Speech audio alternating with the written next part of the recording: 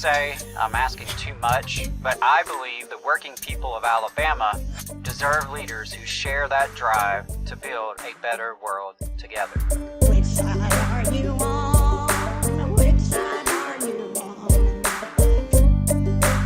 on? Keeping in Alabama, to ask the question, Adam, is our Senator Tommy Tuberville supporting crime or workers? Huh. Well, what do you guys think? Let us know in the comments. What do you think? What do you think Tommy Tuberville is doing? So, last week I put out an article on tvlr.fm. If you haven't signed up for our email list, please do that so you can stay informed when we have new articles out. You know, that's something we're expanding this month. So, yeah, I asked the question, will Senator Tuberville support workers or crime? And I do have some updates. Football coach turned Republican politician Tommy Tuberville has an opportunity to stand up for working people and the law.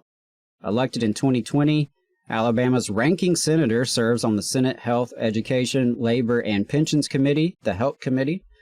It's in that capacity that Senator Tuberville was expected to be faced with a vote that could have shaken up not just the monumental Starbucks drive, but labor relations more broadly.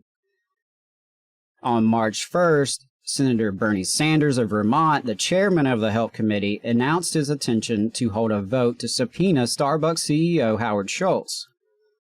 Listeners will know that Schultz had been previously requested to testify, which he, of course, resisted. However, with a subpoena vote on the way, Starbucks announced this week that Schultz will now agree to come before the committee.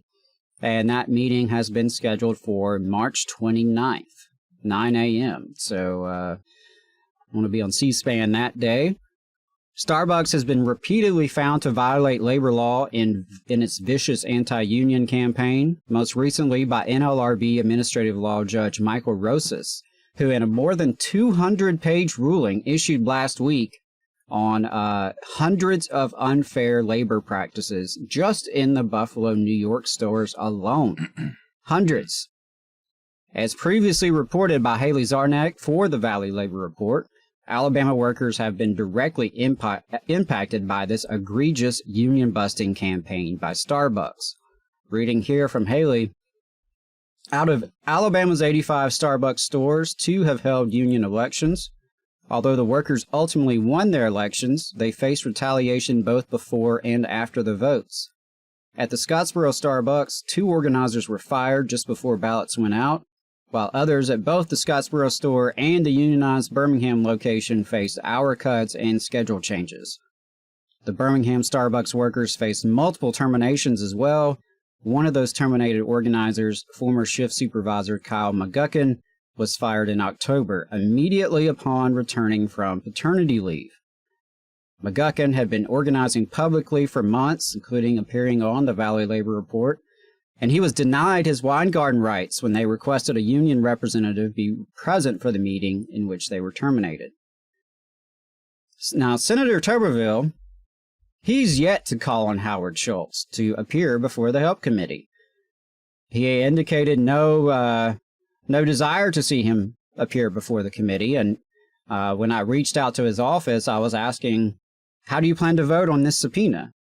But, you know, obviously Schultz has agreed to testify, so there will be no subpoena vote, but regardless, Tuberville has been totally silent on Schultz's refusal to testify, and really the rampant wave of labor law violations that Schultz has overseen. But given the track record of Tommy Tuberville, it seems unlikely that he would have voted to issue a subpoena. Again, I'm going to quote from Haley Zarnack on tvlr.fm. This is not the first time that Tuberville has opposed congressional efforts to bring attention to employer abuse in his state. In February 2022, as chairman of the Senate Budget Committee, Bernie Sanders held a hearing on the abuse of workers and consumers by private equity, highlighting how the laws set by Congress unfairly advantaged Warrior Met through bankruptcy proceedings. At the hearing, Alabama coal miners testified about the impact these private equity abuses have had on their lives. As the miners approached 2 years on strike, the longest in Alabama history, Tuberville had not only failed to take any action to resolve the situation, but actually criticized his colleagues for holding a hearing on the matter, quoting from press releases put out by the bosses at Warrior Met. The Help Committee with this pending hearing has an opportunity to declare that law and order applies to wealthy corporate executives and flagrant violations of federal labor law. As of publishing, Senator Tommy Tuberville's office has not responded to requests for comments. It's been over a week now since we uploaded the article, and still I have not received a response. I'm sure you find that shocking. Now, some people may say, why are you being so hard on Coach Tuberville? Are we just haters? Are we anti-American? Well, the truth is that we are dedicated labor unionists who think things could and should be better for everyday folks. We're working class people who care deeply about making life better for other working class people. And if you share that value, well, you're our audience. And Senator Tuberville has shown no interest in anything I just said. In fact, he's had the distinct appearance of someone totally in over his head.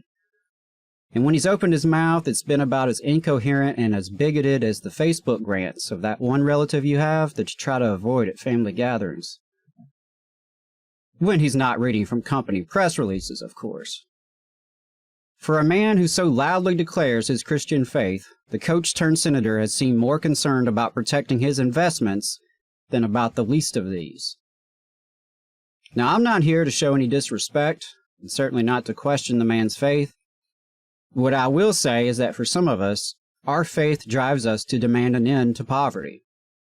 For some of us, our faith drives us to want to do right by the elderly, the young, the folks with disabilities, and all the folks living on the margins. For some of us, our faith drives us to demand justice for everyday people.